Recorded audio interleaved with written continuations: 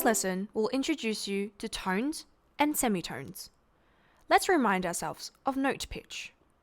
We know that notes can sound high in pitch or low in pitch. In music, the distance between two note sounds is called an interval.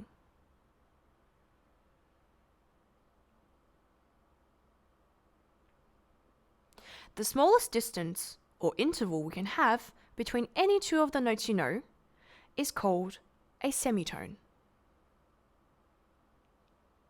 There is one semitone between E and F, and one semitone between B and C.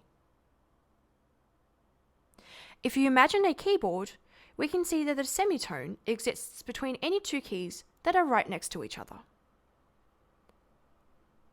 Here is E and F, and here is B and C.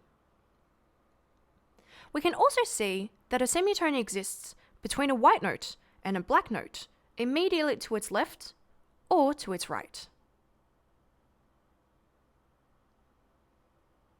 Each of these two notes are the closest that notes can be. The second smallest interval we can have between any two notes in this course is called a tone.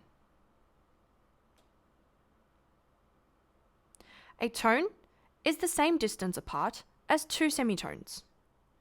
A and B are a tone apart, or two semitones apart.